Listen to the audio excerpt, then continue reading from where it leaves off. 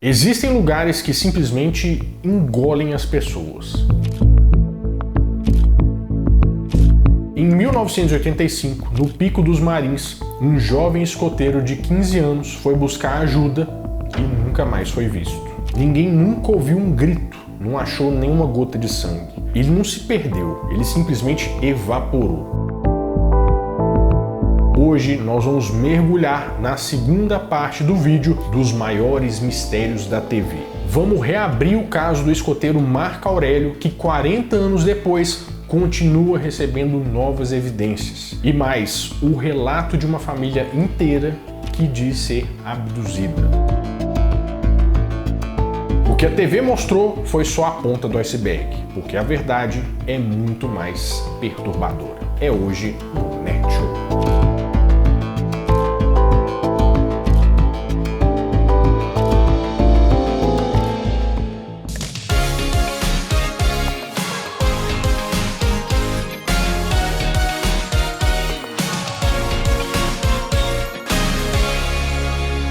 Fala, meus queridos amigos, como estão vocês? Vocês estão bom, né? Um dos maiores mistérios da televisão, como eu te falei, foi o desaparecimento do Marco Aurélio, um menino de 15 anos que em 1985 simplesmente sumiu. Essa história, que é muito estranha, ela começa com uma excursão de escoteiros, que o Marco Aurélio era um escoteiro que fazia parte de um grupo que foi fazer uma expedição ao Pico dos Marins, que fica na divisa entre Minas Gerais e São Paulo. Só que o pessoal fala que essa trilha, esse lugar, é uma região montanhosa, muito íngreme e com a mata muito fechada. É um jeito muito difícil de você passar por lá. Só que o objetivo dos escoteiros era sempre aquela viagem mais educativa e tal, uma coisa bem leve. E o Marco Aurélio fazia parte de um grupo em que o instrutor se chamava Juan. E também tinha os meninos Ricardo, Ramatiz e Osvaldo. O que acontece? Em um determinado ponto durante esse trajeto, o Osvaldo machuca o joelho. Só que machucar o joelho num lugar meio ermo desse é complicado, porque você não tem ajuda e você não tem tantos equipamentos para fazer nada, né? E o Marco Aurélio, muito prontamente, quis ajudar o colega. O que ele queria fazer? Ele ia voltar para o acampamento para buscar ajuda. E quando ele estava descendo aquela mata densa, com aquelas pedras, aquele terreno todo irregular, ele pensou que para não se perder, ele desenhava o número 240 por onde ele passava, que aí o pessoal podia saber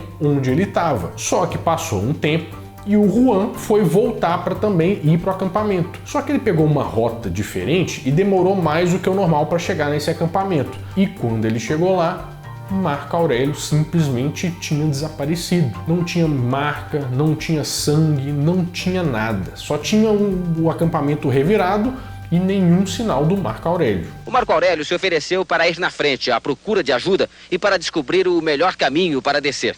Como indicação, ele fazia setas com giz nas pedras e nunca se distanciava mais do que 30 ou 40 metros dos escoteiros. A última vez que ele foi visto foi naquela pedra fazendo a marcação. No primeiro momento, o pessoal ficou preocupado, mas achou que ele podia ter pegado uma rota diferente, que só estava demorando mais do que o normal. Mas quando a noite caiu, eles viram que realmente se tratava de um desaparecimento. As buscas começaram no mesmo dia e rapidamente esse caso se tornou um dos casos mais visados pela TV brasileira e também uma das maiores buscas que já foram feitas aqui no Brasil. Polícia Militar, bombeiros, helicópteros, tudo que tinha à disposição para ser usado foi usado, mas nem sinal do Marco Aurélio. Tinham várias coisas que dificultavam muito a busca, né? O terreno e também a falta de tecnologia. Se você pensar nessa época, não tinha um GPS para você usar, não tinha nada que tecnologicamente podia ajudar nessa busca. E algumas hipóteses começaram a ser criadas. O que será que aconteceu? Uma delas é a hipótese de um acidente, que ele podia ter caído numa fenda profunda e ninguém ter visto mais. Outra é de uma falta de orientação. Vamos supor que ele está desidratado e perdeu muitas faculdades mentais e realmente sucumbiu ao frio. A outra hipótese é um crime. Será que alguém poderia ter assassinado Marco Aurélio? Na minha opinião, esse menino está lá, deve estar lá enterrado. Na minha opinião. Você acredita que tenha havido um crime? Um crime. Porque ninguém desaparece por encanto, né? Muito se falou sobre o guia, o Juan, mas não tinha nenhuma evidência e nada foi provado. O chefe dos escoteiros, inclusive, anos depois de uma entrevista, fala que sabia o que tinha acontecido, mas não revelou. o que deixou as suspeitas ainda maiores. O caso até hoje é lembrado na televisão brasileira e em canais do YouTube, e ninguém sabe ao certo o que aconteceu, se tornando assim um dos maiores mistérios da TV brasileira.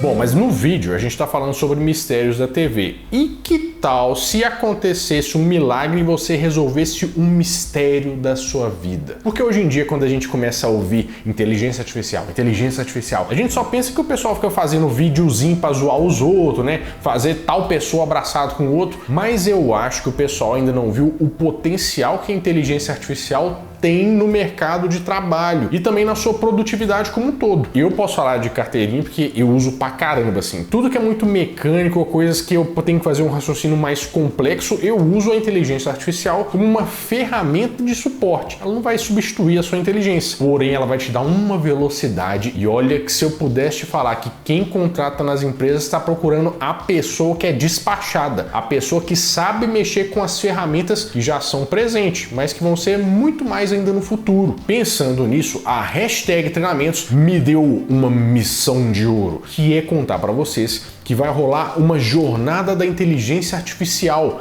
de graça, porém que você tem que reservar uma vaga e eles disponibilizaram vagas aqui pro Nerd Show. Eu já te conto como é que você faz para participar. É um evento online de 4 dias que acontece de 19 a 22 de janeiro, precisamente às 19h30 todos os dias, e que você vai aprender na prática com eventos reais a usar a inteligência artificial, não para bobagem, mas sim para te ajudar. Não é só ficar perguntando assim, ChatGPT, será que é tantos graus de febre, não sei o que é febre? É usar outras ferramentas que às vezes você nem sabe que existem. O Gama, Notebook LM, o Gemini do Google e tantas outras, né? Nossa, tem coisa pra caramba. O trem chegou num nível que você consegue desenvolver um site, um aplicativo usando poucos comandos ali, que antigamente você tinha que pagar a gente para fazer, agora o pessoal vai pagar você. Você sabe que inteligência artificial virou uma nova língua, né? Que nem se fosse o inglês, que a gente tinha que aprender no início dos anos 2000. Hoje quem não falar inteligência artificial vai ficar com um pouco de dificuldade. Então quer participar da jornada de inteligência artificial da hashtag, uma empresa que já formou mais de 120 mil pessoas? Participa. A jornada é totalmente online, totalmente de graça e disponibilizada para a gente só 700 vagas. Eu vou deixar o link aqui na descrição. Se você for lá e pesquisar, falar assim, você não vai conseguir inscrever. Você tem que clicar no link, o QR Code, para você acessar isso, tá? Que aí sim você garante a sua vaga. Dica no vídeo de mistério para você tirar um mistério da sua reta. Um beijo, hashtag Treinamentos.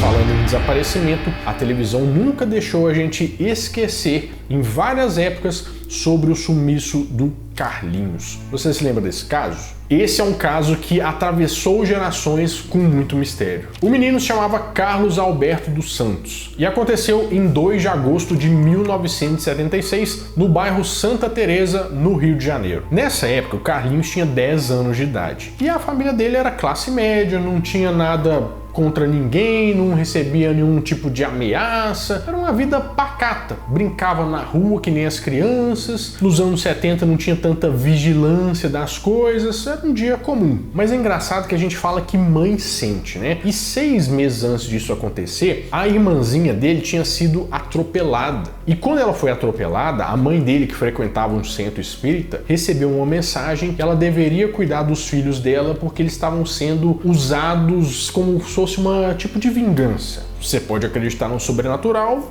ou não, mas fato é que no dia 2 de agosto o impensável aconteceu. Quando essa mãe ia para o centro espírita, ela sentiu alguma coisa e resolveu não ir naquele dia. Foi quando uma pessoa entrou na casa, desligou as luzes e raptou o Carlinhos. E no momento em que ele estava fugindo a pé com o Carlinhos, o pai do Carlinhos estava chegando de carro e foi atrás desse sequestrador. O sequestrador a pé com o Carlinhos, o pai dele de carro, mas essa coisa ficou na cabeça do pessoal, achou um pouco estranho, mas vá lá. E ele deixou um bilhete para falar com a família que ele queria um resgate para se encontrar num lugar específico, numa noite específica.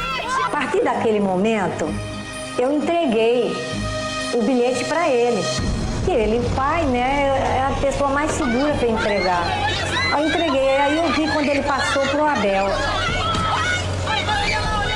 Como era uma criança de 10 anos, não demorou muito para o interesse público cair matando, né? A televisão começou a noticiar, os programas de rádio, cartazes foram feitos procurando o Carlinhos e a polícia entrou de cabeça nessa investigação. De uma forma meio atabalhoada, né? Que nem o pessoal fala na época, mas mesmo assim, porque, por exemplo, na noite que eles iam fazer a entrega do dinheiro, assim, os repórteres ficaram fazendo como se fosse uma reportagem ao vivo mostrando o bandido aparecendo. Claro que ele não ia aparecer de jeito nenhum, né? E algumas teorias surgiram de o que podia ter acontecido. Alguns falaram que foi um sequestro só, outros que era tráfico de crianças para pôr o Carlinhos para adoção numa outra família, podia ser um crime passional ou oportunismo, mas uma grande teoria, inclusive a mãe do Carlinhos chegou à conclusão mais tarde, era que o pai dele tinha algo a ver com essa história. Claro que nunca foi provado, claro que ele nunca admitiu, mas é uma impressão que ela tinha.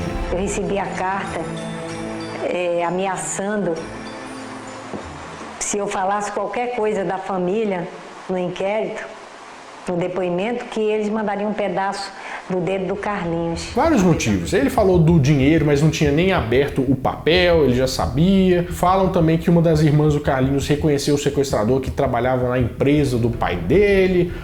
São vários detalhes. Ficou muito forte na nossa memória esse caso, porque tiveram várias reportagens no Fantástico e, inclusive, um Linha Direta só sobre isso, um Linha Direta Justiça. A história de hoje se passa no Brasil, que não existe mais, onde um sequestro era tão raro que ainda podia comover a nação. Você vai ver como foi o mais rumoroso sequestro do Brasil. O do menino Carlos Ramírez da Costa, o Carlinhos.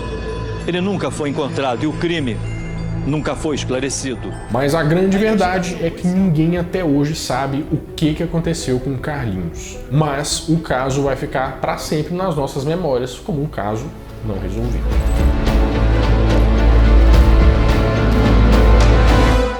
Mas e quando um caso, ele além de ser misterioso, ele é sobrenatural? Eu não sei se vocês lembram, mas nos anos 80, nos anos 90, tinha um conteúdo que todo canal de televisão fazia, vários programas. SBT Repórter, Domingo Legal, Jô Soares 11h30, Fantástico, Globo Repórter, que eram as cirurgias espirituais. Você já ouviu falar no Dr. Fritz? Essas milhares de pessoas acreditam que a alma, o espírito do Dr. Fritz, tem o poder de curar.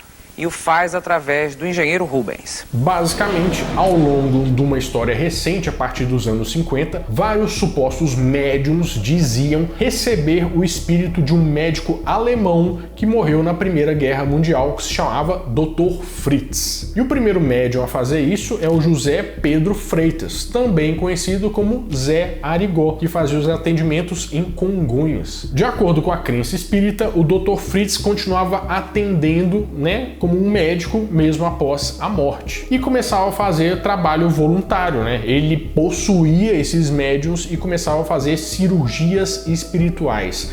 E as pessoas vinham do mundo inteiro para ser atendidas. Esse caso é bem misterioso, Mas um dos primeiros mistérios é que não tem a comprovação histórica que esse médico realmente existiu. Mas também não acho impressionante não ter, porque ele podia ser só uma pessoa comum e não uma sumidade da cirurgia. Mas o que ele fazia? Ele fazia as cirurgias e as pessoas não tinham anestesia, não tinha preparo, não tinha nada. Ele marcava, às vezes não marcava, falava, vou operar isso aqui. Às vezes a pessoa ia operar um trem que ela nem sabia que tinha e era, assim, as cenas mais gráficas possíveis e bem estranhas e bem violentas, vamos dizer. E as pessoas falavam que não sentiam dor, não sentiam nada. E tem vários relatos de pessoas que realmente se curavam de uma determinada queixa, que podia ser uma coisa na coluna, podia ser em qualquer lugar. Ele com a faquinha, um martelinho, fazia qualquer negócio. E o engraçado é que muitas reportagens dessa época, elas mostravam isso e mostravam especialistas acompanhando, médicos, cirurgiões,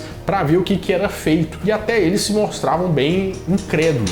Casos que impressionam bastante são casos de coluna, Pacientes que chegam aqui sem problema com problema de coluna e após o ato cirúrgico imediato, ele já tem uma, vamos dizer assim, movimentação normal, Então isso impressiona demais. demais. Mas é aquela coisa, né? Não é só porque existe que a gente vai acreditar, ou também não é só porque existe que está solucionado. Isso é realmente um grande mistério e que a televisão adorava passar, porque dava bastante audiência.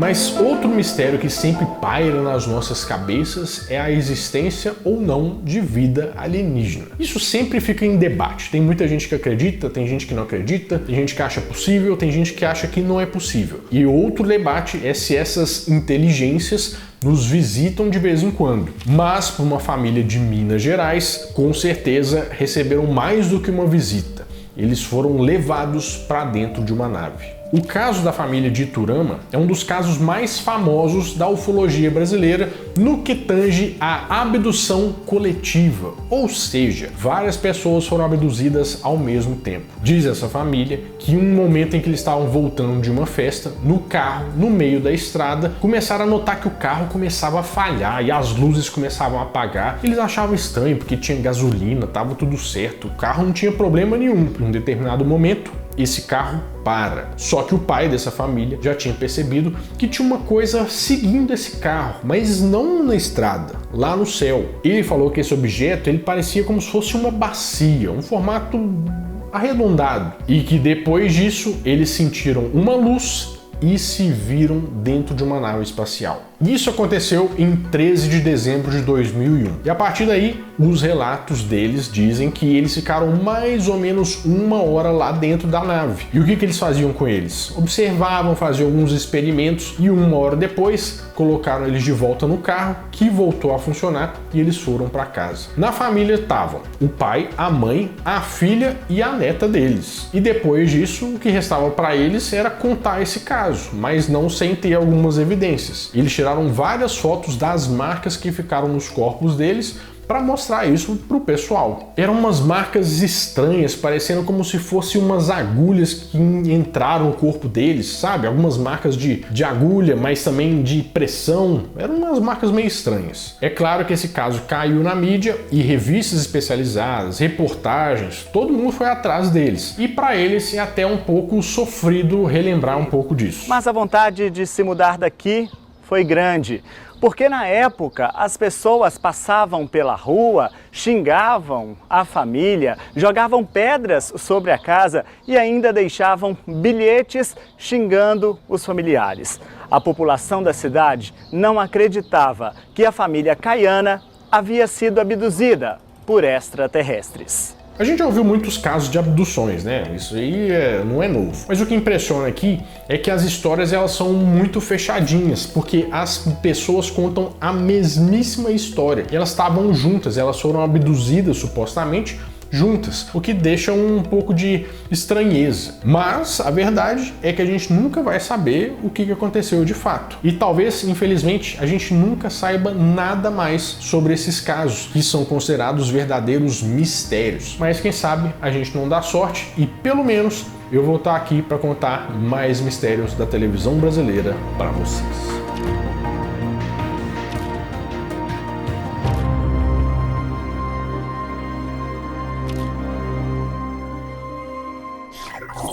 Bom, vou ficando por aqui, mas toda semana eu volto com mais um vídeo quentinho, fresquinho, crocante pra vocês. Então, adeus!